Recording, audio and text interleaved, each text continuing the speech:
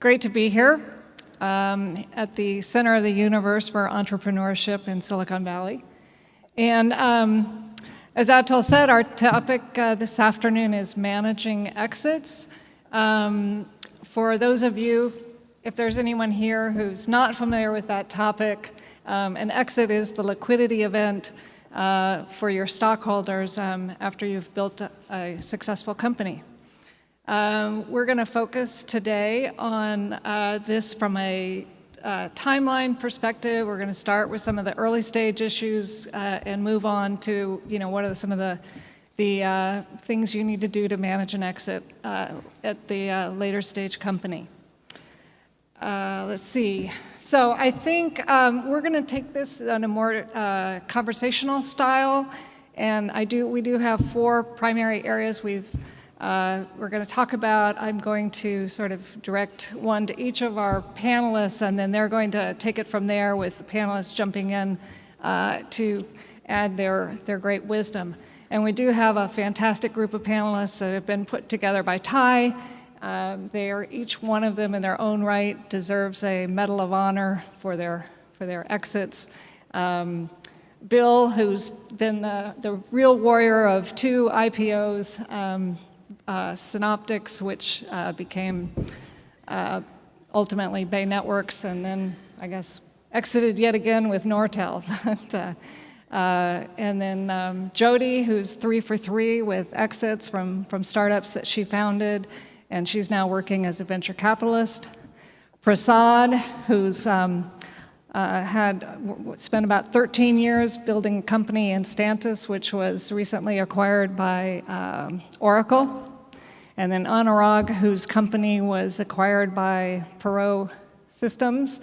He's the one who's stayed on, I think, in these enterprises for a long time. Stayed on at Perot Systems when it was acquired by Dell. He stayed on at Dell.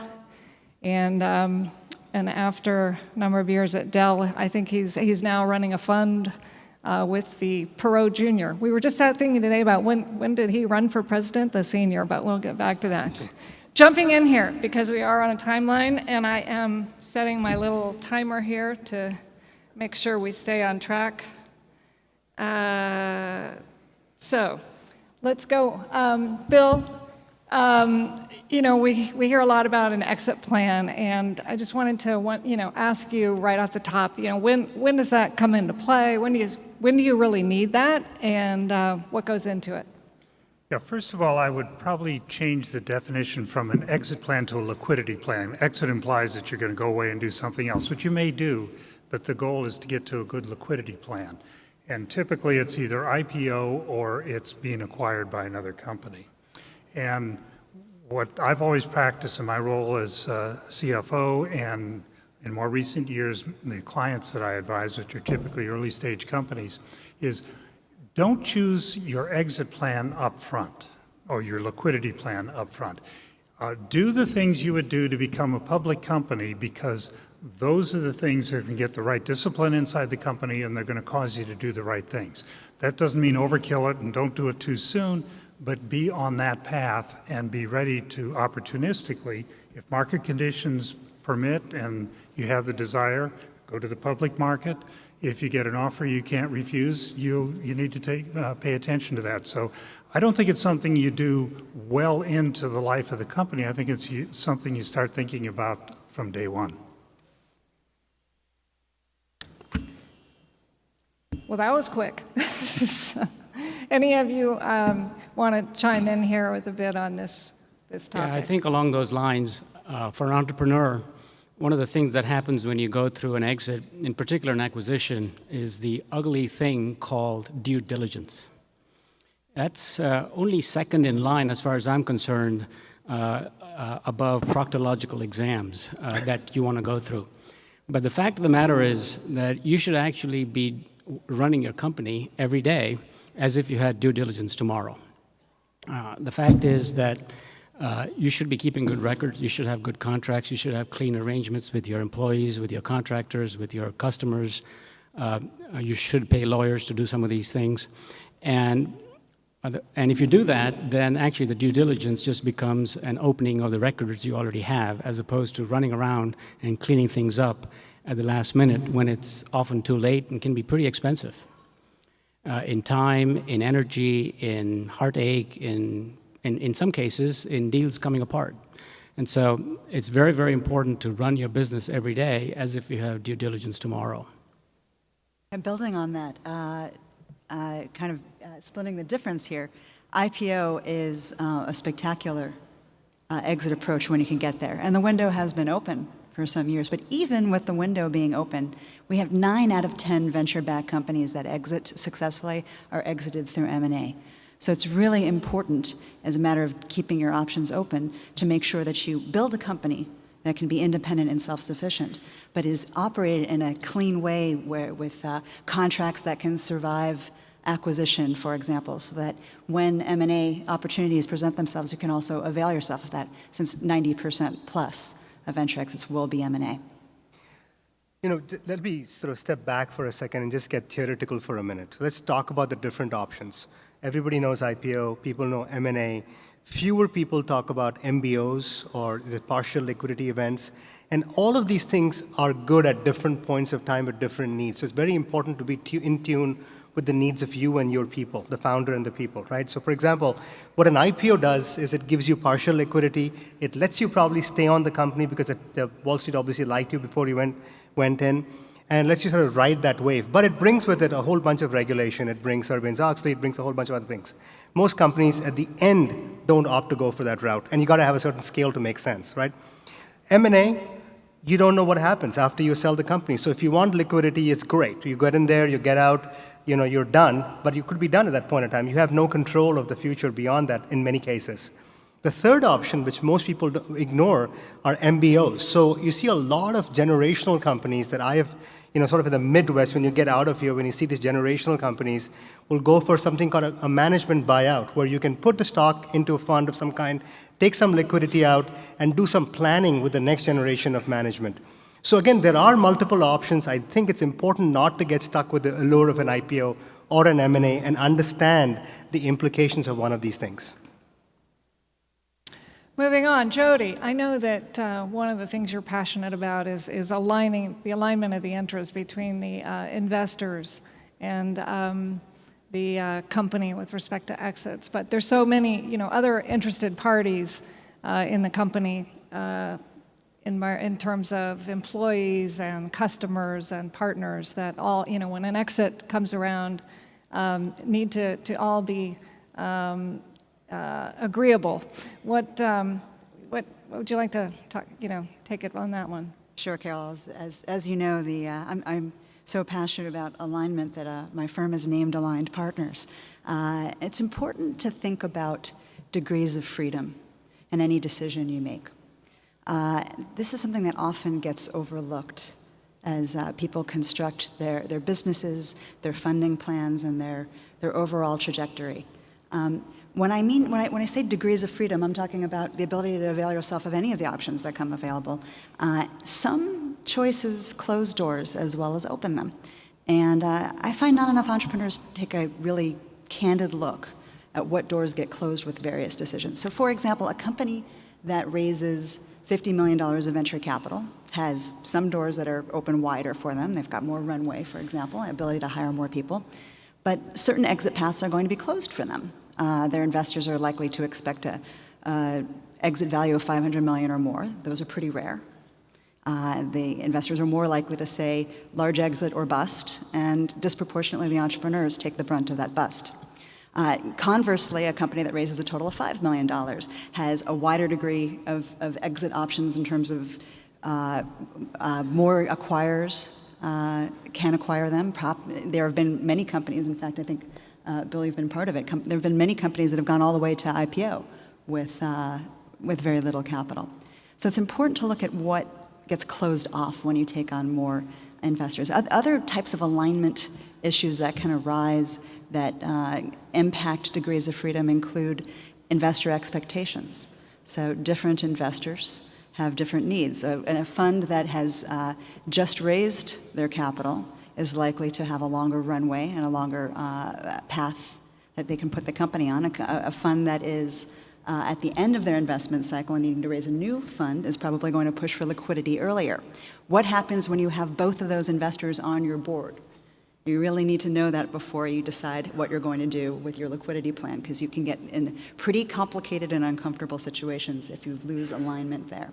Adding to that mix is strategic investors, which can be very helpful to mid-stage companies in particular, but need to look very carefully at how you negotiate those contracts for that investment. It can really close off partnership and customer possibilities as well as opening them. So those are some alignment and degrees of freedom issues that come up as you think about your liquidity plan. I can add to that a little bit. I think any startup that's headed towards an exit is likely to have gone through a couple of rounds of financing, typically 2, maybe 3, and you're likely to have different investors, as Jody pointed out. So how do you negotiate that? I think the number one thing you have to do is you need to have a real clear conversation as a CEO with your board members and say, what are your expectations? Do you want to exit here, or do you want to exit here? Are you okay to exit here? And in fact, you will get different answers from different people. So what do you do as the CEO? And my advice would be, for everyone who wants an exit here, you also need to find out if they're willing to not do an exit a tad below here. So in other words, everybody wants a high exit. Who doesn't want a high exit? That's, mother of an apple pie, or it's easy to want that.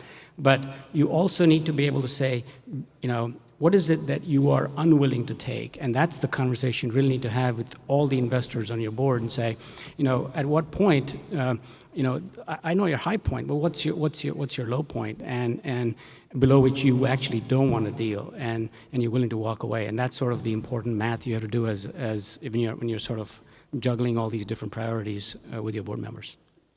Can I add something? I think, Jody, you said important key word. You said degrees of freedom. And degrees of freedom start when you incorporate your company. I met a lot of people out there that we're talking to that I think look at it very simplistically. You set up an LLC, you set up a company, a C Corp in the US, they have significant impacts. Over the 5 exits that I've done, we have lost over $150 million in taxes.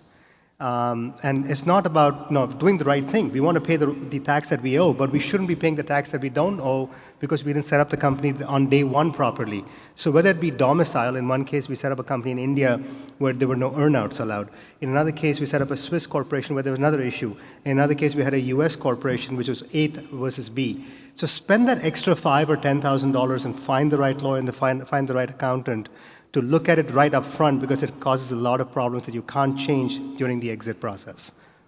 Yeah, I'd like to make a comment that might make me a little unpopular with any of the VCs here in the audience, but Jody made reference to a company that I was with that had raised $4 million. That happened to be a company called Broadcom that some of you probably heard of. We had raised $2 million of angel money and then $2 million from a total of $2 million from a couple of strategic investors. And the degrees of freedom that allowed the company. Absolutely. Because then the management team is calling the shots, and we're optimizing for what we believe is best for the business as opposed to what might be best for someone's portfolio. So, and I've worked in and with a number of venture-backed companies and seen both the positive and the negative side of that. So if you have the chance to do the self-funding and angel funding even, because angel investors typically aren't that knowledgeable and therefore are not that involved in the business, that's a really good option. Bill, I think you raise a really interesting and important point, because undercapitalization is something that's talked about a lot, and entrepreneurs are encouraged to take as much capital as they can when make hay while the sun shines, but it does reduce your degrees of freedom. The best leverage an entrepreneur has in choosing their own path is to be as resourceful and efficient as possible. It's not a popular point of view, but it is business reality. And if you have less money, you're going to use it more efficiently. Absolutely. It creates better work habits. It's more aligned. Anurag, you mentioned tax planning a bit as part of that. I know as a startup lawyer, I'd say that we we definitely prefer Delaware corporations. They're easy to set up and simple. We'd really prefer not to have to deal with an LLC. It's pretty complicated and time-consuming, and runs up a big legal bill for companies that can't afford to pay them. But, I mean, it does happen, and AirWatch is a recent example. AirWatch was, acquired for about $1.5 billion recently by VMware, and AirWatch was an LLC, so it's, people do it. Prasad, why don't we talk with you a bit? I think as when you're building a company, we'd all like to, be just sitting in our office one day and pick up the phone and have Larry Ellison be on the other end of the line with an offer, or Mark, or Marissa, or Meg, or someone of that ilk. But that doesn't often happen, or maybe it does. I'll let you guys tell me. So, what do you do? You've been at it for a while. Your investors are getting antsy. Your employees want to see some rewards for their efforts. How do you get a deal going? It's a good question, and I have some painful, long journey to share because I ran my company for 13 years before I did the exit. But actually, the fact of the matter is companies aren't sold, they're bought. In general terms, without going into the specifics of anything that we did, but they're basically bought and not sold. And the reason is that unlike your product, unlike the thing you're bringing to market, that you have to sell. And my firm belief is you need to run the company on your fundamentals. You need to grow your customer base, you need to be profitable, or you need to make sure you're getting your next round of financing somehow if you're that early on. But of course, after a couple of rounds of financing, you better be running on your own steam. And growth and customer acquisition is key. Mind your business, mind the core, and just by being in the ecosystem, by being in competitive deals with the other players in the market, by having other trends in the market that fundamentally you cannot control. The market has its own timing, its own dynamic. And really, large companies that are out there are tuned to those things, and they're going to be the ones who watch out and see the trends happening and finding their strategic fits. If you are well tuned to your business, then those other things will fall into place. And just to talk a little bit further about if you do have a situation going. One of the key things you need your own business as running well for the simple reason that you need the ability to walk away. So basically, I call it Newton's third law of deal equilibrium, which basically means that for every amount of desire to do a deal, when it's on the table, you have to have an equal and almost opposite amount of desire and ability to not do the deal, so that and you get that ability by having run your business and being able to go on your own and so on. And that's really essential in running and concluding a good deal, because once you have that position of strength, you have that ability to have the right negotiation. And that ability, of course, can come from another alternative buyer, or it can come from your ability to go run by yourself. And I credit none other than Conwell, actually, who really guided us in many ways along the journey. And this applies, by the way, to M&A deals as well as to financing. Frankly, it's very similar. VCs will want to give you money when you actually don't really need it. Okay, Bill. The IPO process. What's the lead up to that one? We've got a lot of. You're the guy, Bill. You should go for it. Go for it. Oh no, I'm not. I was just doing a follow-on there because we got more time. Okay. Do you want to talk about that? I just wanted to get a little background on the beginning process of your IPO, and where's the decision factor between M&A and IPO? You, Bill. I was sorry. I'm sorry. Didn't want to throw you off. Well, to get to the IPO, first, we talked here a little bit before about making sure your due diligence is going to be very painful. as an acquisition candidate. Believe me, it's very painful as an IPO candidate, and in fact, even more painful as a public company because you are beholden forever. At least with an acquisition, you go through it once and it's done. In the public market, it's never done. So make sure you have the right lawyers in place, make sure you have the right bankers in place. And I always, the two IPOs I did, one of the ways to manage the bankers is you can assume that from the time you start the first organizational meeting until the time you price your deal, you're going to be working 10 or 12 hours a day, every day on that. So what you do to control that is you say from the first meeting, we're going to do our pricing 90 days later. You just set it out, because it'll stretch on for months. As long as you And want you'll it. spend the same amount of time every day for months, many months. Why not just spend it for a couple of months? So you still have to manage the process. You want the best advisors you can get, but you have to be careful because they will manage you if you let them, and you can't let that happen. Good advice. It takes on a life of its own. Make sure that the team has the energy, not just for the process, but for what comes afterwards. IPO is not a liquidity event. It sets you up for later liquidity, but it's not a liquidity event, and the company has to keep running for a long, long, long time under great scrutiny, under much more scrutiny than it did before. So you need to make sure that the team has the passion, commitment, and energy available, which many teams don't have after the many years of building a startup. So honesty with oneself on that is really critical. Of course, with an earnout, which most of the M&A deals have these days, you have the same issues in needing to continue on and keep everybody with the company and energized and moving forward.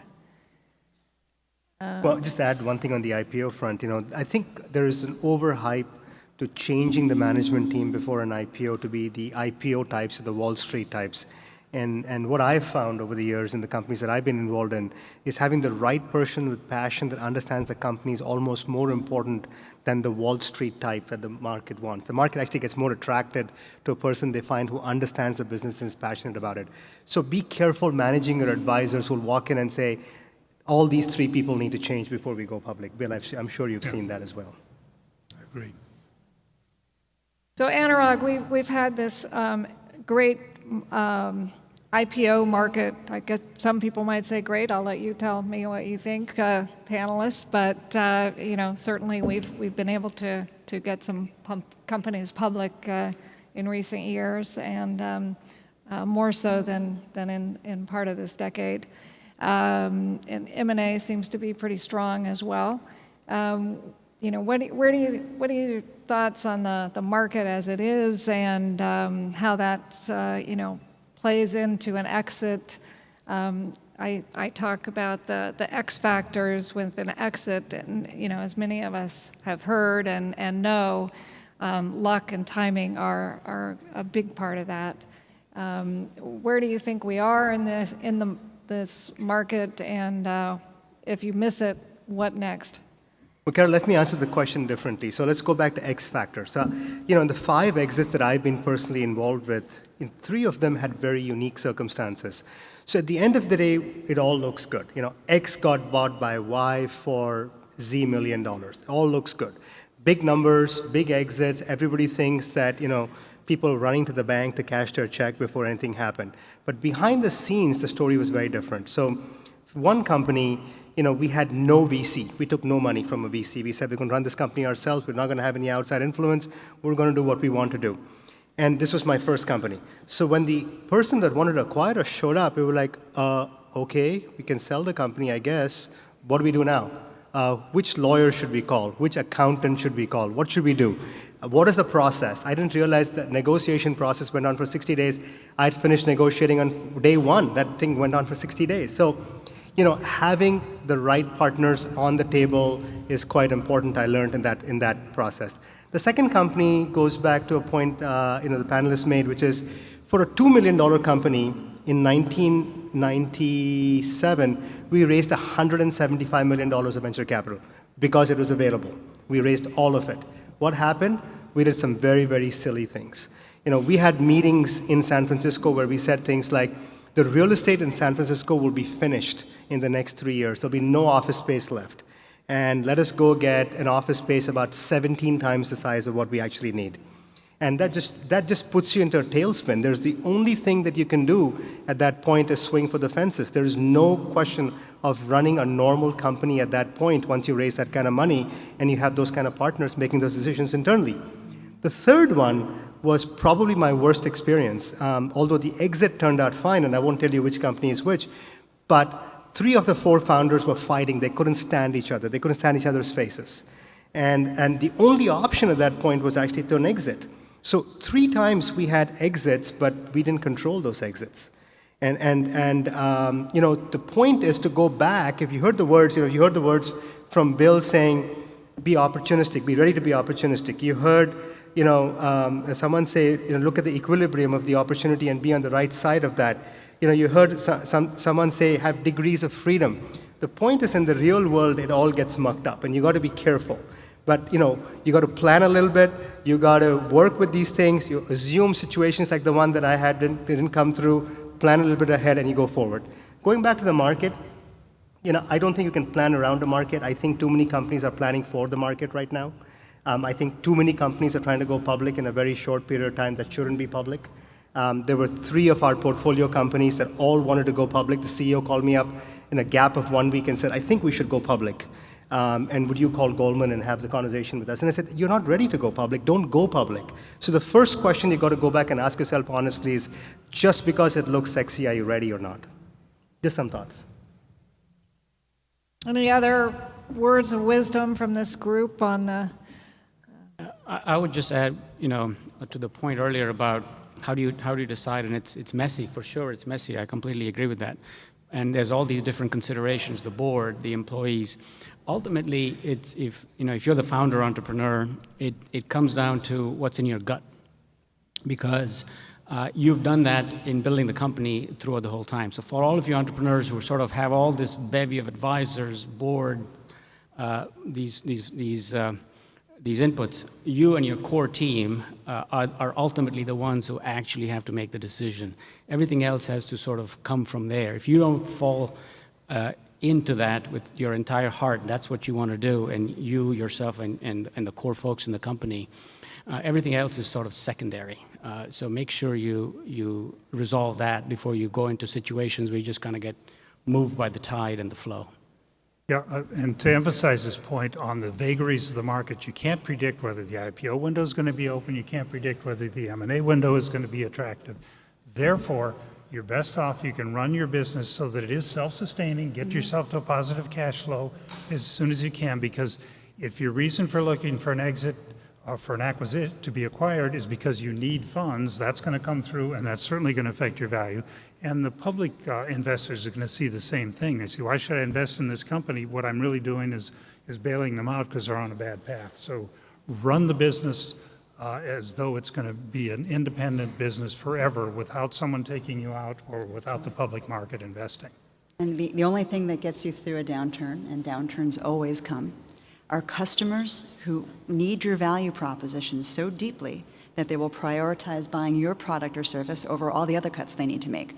So as long as you always run your company in a place where you know that value proposition, you know what the customers are buying, and you stay close to it, you can get through, as long as you've kept your degrees of freedom in the right place.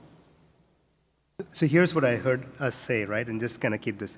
Focus on your exit, but don't focus on your exit. No, I didn't say that at all. I said, don't focus on your exit. Okay.